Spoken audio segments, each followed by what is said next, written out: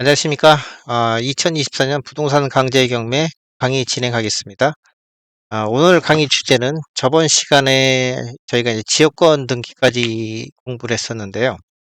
오늘에는, 오늘은 이제 임차권 등기에 대해서 여러분들하고 같이 연구하고 같이 공부를 해보도록 하겠습니다. 이 임차권 등기는 부동산 경매에서 사실상 보면은 가장 많이 등장하는 그런 등기 중에 하나입니다. 주로 이제 이 어떤 임차인이 등장을 하는 어떤 수익형 부동산 내지는 어떤 주거용 부동산, 특히나 이제 뭐 아파트라든지 또는 뭐 상가라든지 이런 물건에서 이 낙찰자들이 가장 신경을 써야 하는 항목 중에 하나가 바로 이 임차인의 어떤 권리를 다루는 이 분야이기 때문에 이 부분을 좀 신경을 써서 여러분들이 좀 같이 공부를 좀 하셔야 될 겁니다. 그다음에 이제 이거 이후에 어 나중에 이제 결국은 이 오늘 배웠던 이 이론을 기초로 해서 나중에 이제 부동산 경매에 꽂힌 결국은 주택임대차보호법과 상가건물 임대차보호법을 저희가 이제 배우게 될 텐데요. 그때의 이론 오늘 배우신 내용을 어느 정도 좀 인지를 하고 좀 이해를 하고 계시면은 그때 상당히 좀 쉽게 접근을 하실 수 있을 겁니다. 그래서 이 부분은 오늘 좀 강의를 시작하겠습니다. 임차권 등기. 음. 부동산 소유자 등에게 임차료를 지급하고 임차권을 등기한 후 해당 부동산을 점유하여 사용 수익하는 권리입니다. 요거는 민법 제 621조에 반영이 되어 있습니다. 민법 621조 2항에 보면은 부동산 임대차를 등기한 때에는 그때부터 제3자에 대하여 효력이 생긴다.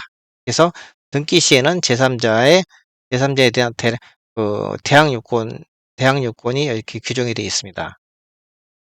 경매 절차에서의 임차권의 역할을 한번 보겠습니다. 매각으로 말소되는 등기, 말소 기준 권리죠. 말소 기준 권리인 근저당권, 경매 개시 결정 등기, 가압류 등기 등보다 늦게 설정된 임차권은 말소됩니다. 그다음에 상기 1 이외의 임차권 등기, 결국은 이제 최선순위 임차권이 되겠죠. 최선순위 임차권은 경매에서의 매수인이 인수를 합니다. 즉, 낙찰자의 리스크로 떠오르는 거죠. 임차권을 갖다 공부를 하게 되면은 여러분들이 가장 지금 이제 쉽게 떠오르는 다른 권리가 아마 전에 배웠던 전세권이 있을 겁니다. 전세권과 임차권은 사실상 좀 유사한 면이 있는데, 법률적으로 뜯어보면 사실 두 개의 권리는 좀 차이가 좀 큽니다. 근데 이제 지금 저희가 이제 현재 상거래에서는 사실상 전세권과 임차권이 거의 유사한 권리로 지금 사용이 되고 있죠. 임차권에 있어서 좀 특별한 내용을 한번 좀 공부를 해보겠습니다. 자, 최선순위 임차권자가 배당 요구 정기 이전에 배당 요구를 한 경우에는, 전세권인 경우에는 최선순위 전세권자가 배당 요구 정기 이전에 배당 요구를 하면 매각으로 전세권은 소멸합니다. 매각으로 소멸한다는 의미는 뭐냐면은 낙찰자가 매각대금 전액을 납부 시에 소멸한다는 의미가 되겠습니다. 그러니까 이 매각 허가 결정이 확정이 되고서 대금 납부 기한이 지정이 됐을 때 그 대금 납부 기한 이내에 또는 그 이후에라도 이 낙찰자가 잔금 전액을 갖다가 납부를 하게 된다면, 그러면 그 납부를 하는 그 순간에 소멸한다는 의미인 거죠. 그러니까 결국은 잔금을 납부하면서 잔금 납부 확인 증명서를 가지고서 저희가 이제 등기 축탁을 통해 가지고 저희가 앞에서 봤었던 경매 개시 결정 등기 말소 또는 그 모든 근저당권 말소, 그다음에 말소 기준 권리에 대항하지 못하는 전세권 등기 말소, 그다음에 여러 가지 이런 말소와 이런 행위가 잔금 납부 시에 일어난다는 겁니다. 요게 이제 매각으로 인한 소멸이고요. 근데 임차권은 좀 다른 특징이 있습니다. 이게 만약에 최선순위 전세권이 아니고 최선순위 임차권이다. 최선순위 임차권인 경우에는 매각으로 소멸하지 않습니다. 이거는 매각으로 소멸하지 않는다는 의미는 매각대금 전액 납부 시에 소멸하지 않는다는 의미입니다. 즉, 잔금을 다 납부했는데 그날 당일에는 이 임차권을 갖다 소멸시킬 수가 없다는 의미입니다. 그럼 이건 언제 소멸이 되냐? 매각대금을 다 납부하고 약 1개월 이후에 배당기일에 임차권자가 임차보증금 전액을 배당받아야 소멸합니다. 그래서 간혹 가다 보면은 낙찰자가 잔금 대출을 추진하는 경우가 있습니다.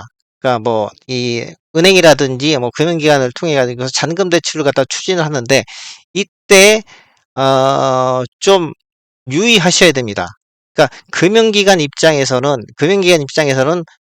대출금이 지출된 때 그게 곧 이제 잔금을 납부하는 날이 되겠죠. 잔금을 납부하면은 결국은 그 잔금 납부에 필요한 돈을 갖다가 금융기관에서 대출을 해주는 건데, 그러면 금융기관은 소유권 이전 등기와 동시에 근저당권 설정을 하는데, 그 근저당권이 결국은 최선순위 근저당권이어야 됩니다. 그래야지 이제 금융기관은 안심을 하죠. 근데 그날 당일에는 대출금은 지출이 됐는데, 대출금은 기표가 됐는데, 결국은 최선순위 임차권은 그날은 살아있다는 거죠.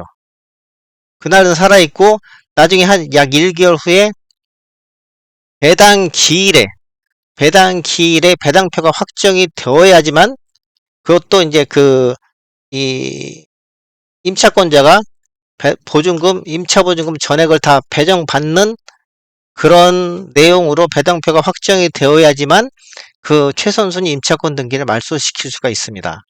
그래서 잔금 대출을 추진할 때 요 경우가 좀 간혹가다 종종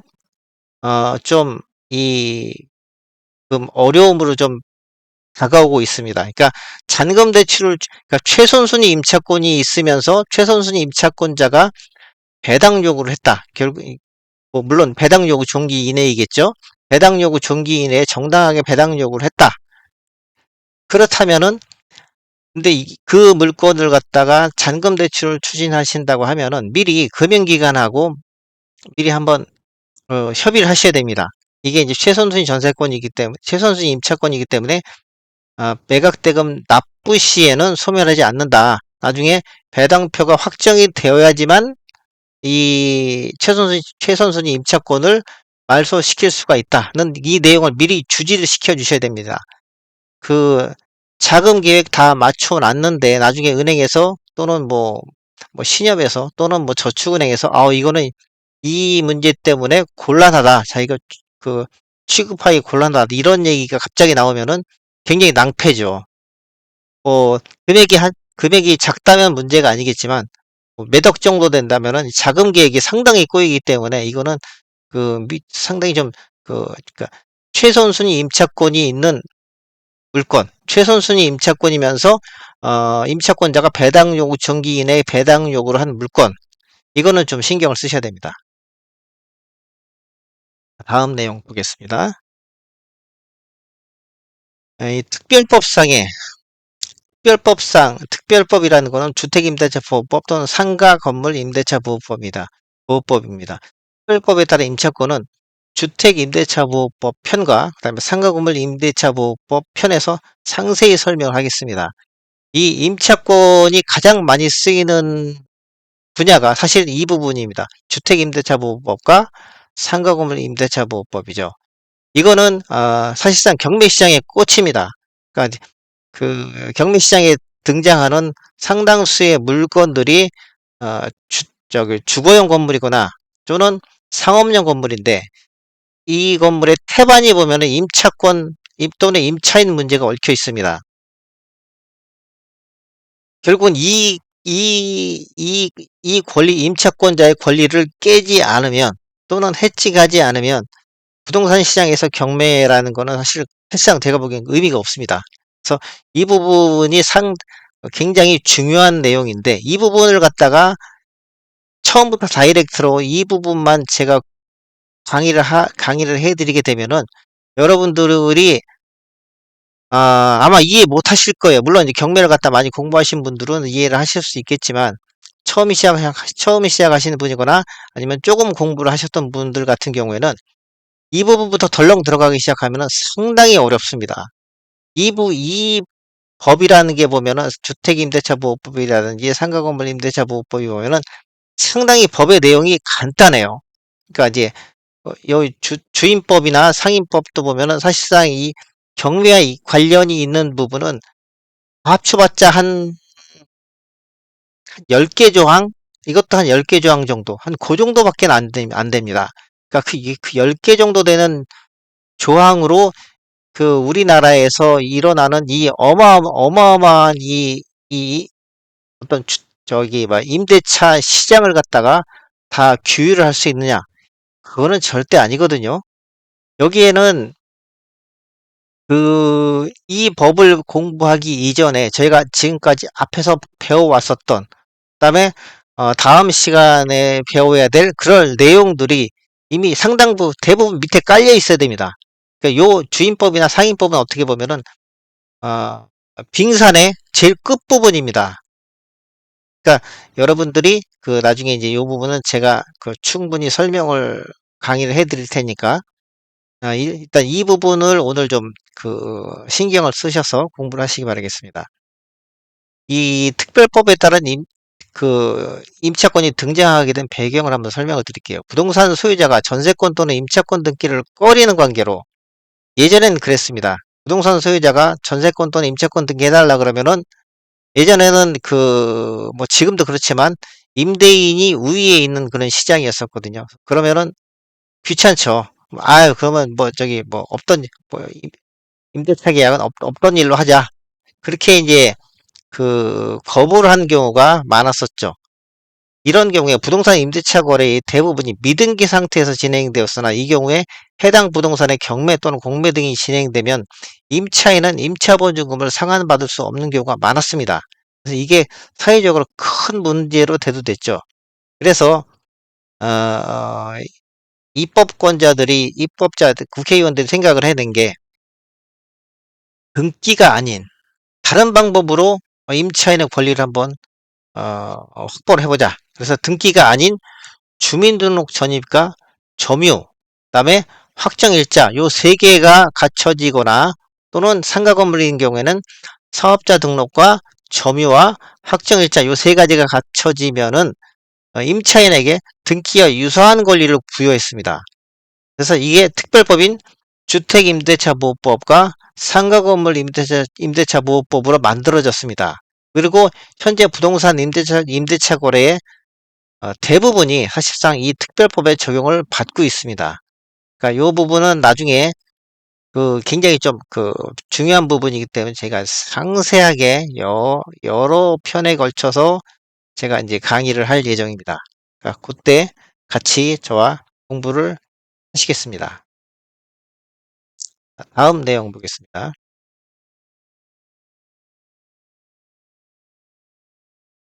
자, 이제 등기를 저희가 공부를 하겠습니다. 자, 이번에도 저희가 앞에서도 많이 공부를 해왔지만, 결국은 이 등기에 좀 여러분들이, 익숙해지셔야지, 실질적인 어떤,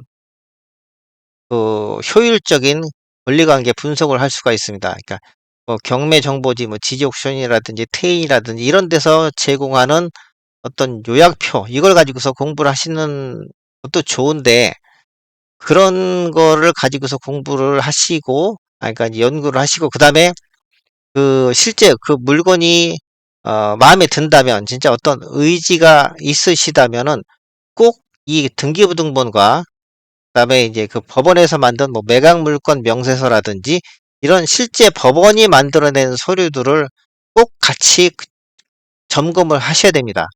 이 부동산 경매라는 게, 한두 푼 들어가는 그런 게임이 아니거든요.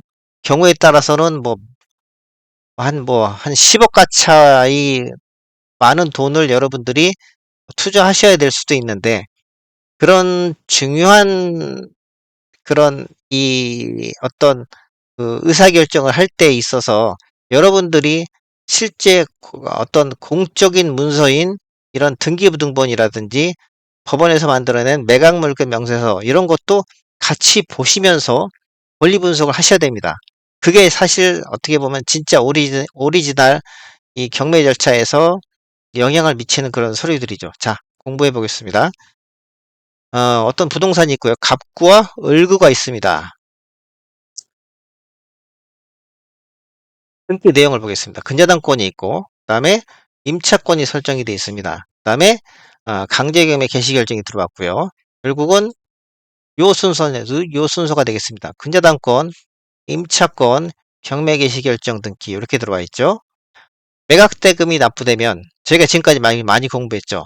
매수인 납부로 소유권 이전 등기, 그다음에 경매 부동산 위의 모든 근저당권 말소 등기, 그다음에 근저당권에 대항하지 못하는 임차권 등기 말소, 그다음에 경매 개시 결정 등기 말소를 촉탁한다. 저희가 지금까지 굉장히 많이 공부를 해왔습니다. 이게 앞으로도 계속 반복될 거예요. 그러니까 계속 반복하시다 보면 여러분들이 등기 내용을 보면 어느 등기는 죽고, 그러니까 소멸하고 어느 등기는 남는다는 걸 갖다가 은연중에 여러분들이 파악을 하시게 될 겁니다. 자, 요 등기가 이렇게 변동이 되겠습니다. 강제경매 개시 결정 등기. 매수인 앞으로 소유권 이전 등기죠. 요 부분이 되겠습니다. 3번 등기고요. 요게 A고요. 그다음에 경매 부동산 위 모든 근저당권 말소 등기. 그게 요 B가 되겠습니다. 그다음에 근저당권에 대항하지 못하는 임차권 등기 말소. 그게 요 C번이 되겠고요. 그다음에 경매 개시 결정 등기 말소 등기. 그게 요 D번이 되겠습니다. 요 요런 형태가, 그러니까 그러니까 결국은 이제 어떤 말소 기준 권리인 저당권이 먼저 설정이 되고, 그다음에 임차권이 들어오고, 그다음에 경매 개시 결정이 들어오고, 물론 이 경매 개시 결정 이후에 압류라든지 가압류라든지 가처분이라든지 등등등등, 이게 많은 허다한 등기가 들어올 수 있는데, 그거는 이제 이 근저당권이라는 아주 확고한 말소 기준 권리가 있으니까 그런 건 논외로 치고요. 요런 형태의 등기부가 가장 일반적입니다. 그러면은 요 경우에는 결국은 위에서 저희가 전에 배운 대로 저당권을 기준으로 해서 어떤 등기는 말소가 되는지, 또는 어떤 등기는 살아남는지, 그런 걸 여러분들이 분별을 해내시면은 되는 거죠. 자, 요게 이제 임차권에서는 가장 그 일반적인 그런 등기 형태가 되겠습니다. 오늘은 시간이 됐으니까 여기까지 하고, 내일 다시 다음 시간에 다시 이 강의에 이어서 또 다른 계속되는 강의를 이어나가겠습니다. 이상입니다.